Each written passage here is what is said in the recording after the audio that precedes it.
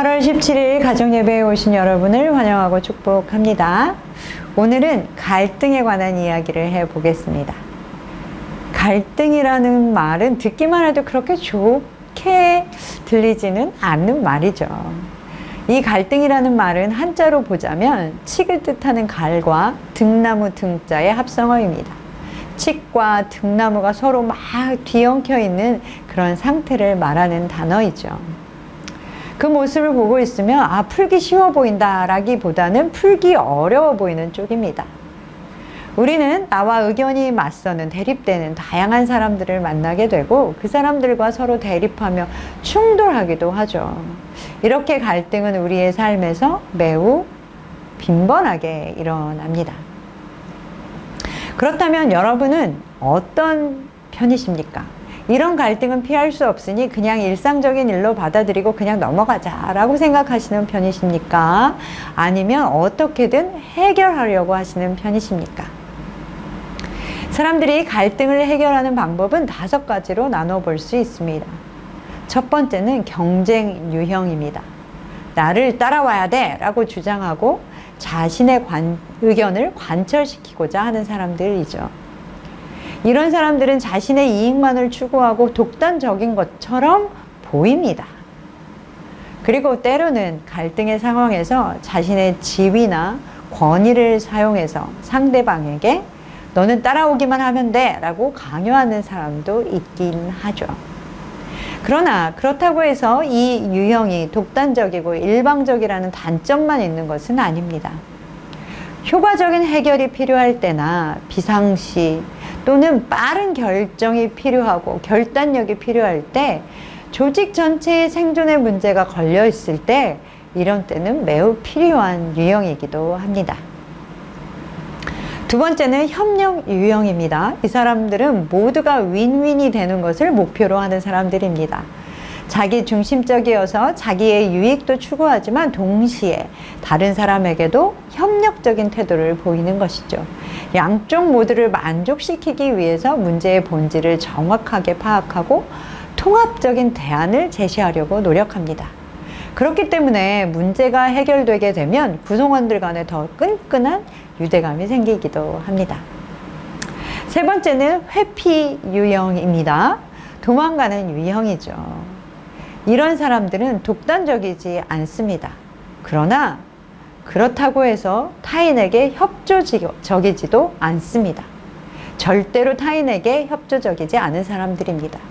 이런 사람들은 갈등의 상황에서 마음의 상처를 받았던 경험이 있거나 자신의 주장이 받아들여지지 않을 것 같은 두려움이 있거나 또는 상대방을 너무 막 따지고 하는 거 아닌가? 라고 보일 것 같아서, 그렇게 보이고 싶지 않아서 이 상황을 그저 회피하는 유형들이죠.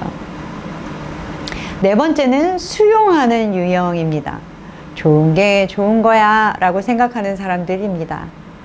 자신의 이익을 양보하거나 포기해서 갈등을 해결하고 상대방과 좋은 관계를 만드는 것이 목적입니다.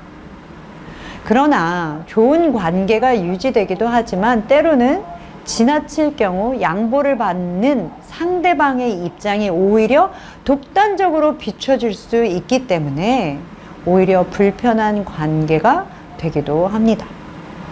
우리는 잘 생각하지 못하지만 이런 상황들이 종종 벌어집니다. 마지막은 타협하는 유형입니다.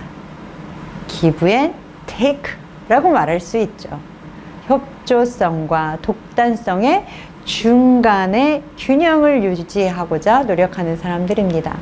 상호 간 양보를 통해서 약간의 이익과 그리고 약간의 손해를 보는 그런 당사자들이 생기게 됩니다. 그러나 이것에만 초점을 맞추다 보니 어렵게 만들어낸 타협이 때로는 장기적인 목표나 방향에서 벗어나는 다른 결과를 가지고 오기도 합니다. 그렇기에 조심해야 하죠. 그러나 동등한 협상력을 가진 당사자들이 서로 원하는 바가 너무나 강력할 때, 또는 현재의 상황이 너무나 복잡해서 잠정적 또는 임기응변적인 해결이 필요할 때는 유용한 방법입니다.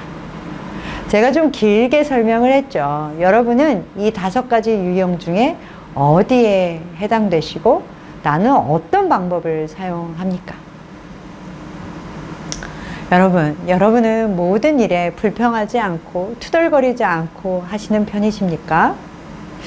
가정에서 부모님께는 어떻습니까? 내 형제 자매에게는 어떻습니까? 갈등이라는 말의 뜻처럼 현실에서 갈등 없이 살아가는 것은 불가능해 보이기도 합니다. 다양한 개성을 가진 사람들과 사는데 어떻게 그 사람들과 불평 없이 살 수 있겠습니까? 그러나 오늘 본문은, 성경의 말씀은 우리에게 모든 일에 불평과 다툼이 없이 하라라고 말씀합니다. 그럴 때 이 잘못된 세상에서 우리는 흠없는 하나님의 자녀로 살 수 있으며 또한 하늘의 별처럼 빛나게 될 것이라고 말씀합니다. 와, 그런데 정말 모든 일에 불평과 다툼 없이 사는 것이 가능할까요? 그러나 하나님께서는 우리에게 불가능한 것을 명령하시지 않죠. 그렇기에 성령님께서는 우리에게 그렇게 살아갈 수 있도록 힘을 부어 주십니다. 그렇기에 우리가 불평과 다툼 없이 살기 위해서는 그저 손해를 봐야 하는 것이 아닙니다. 하나님께서는 우리가 다른 사람에게 필요한 것을 먼저 배려하고 내어줄 때 우리에게 하나님의 것으로 채워주시는 분이십니다. 하나님의 이 약속을 신뢰하지 못한다면 우리는 결코 다른 사람들을 먼저 배려할 수 없고 그들을 위해 먼저 내어줄 수 없습니다. 사랑하는 선창의 가족 여러분, 하나님은 우리가 더불어 사이좋게 살기를 원하십니다. 그러면서 별처럼 빛나는 삶을 살아가기를 간절히 원하시죠. 그렇기에 오늘 모든 다툼을 그리고 모든 불평을 멈추기로 결정해 보십시오. 서로 용서하고 서로에 대한 비난을 멈추며 자신이 옳다고 주장하는 마음을 내려놓으십시오. 성령께서 우리를 인도해 주실 것입니다. 우리의 이기심을 내려놓을 때 모든 갈등이 진정으로 해결될 수 있습니다. 그럴 때 우리 마음에도 평안이 찾아오는 것은 물론이고 다른 사람들은 우리의 모습을 보고 본을 보며 배우게 될 것입니다. 사랑하는 선창의 가정 여러분, 그리고 우리 교회 학교 친구들, 하나님의 말씀을 신뢰해 보십시오. 예수 그리스도는 평안이시며 우리의 모든 막힌 담을 허셨습니다. 자, 오늘의 나눔은 위에 5가지 유형 중에 나는 어디에 속하는지 나누어 봅시다. 그리고 지금 갈등 관계 가운데 또는 매우 불만과 불평이 생기는 일이 있다면 나누어 주시고 모든 불평을 멈추고 나를 주장하고자 하는 마음을 하나님께 올려드리는 기도로 마무리하겠습니다. 사랑하고 축복합니다.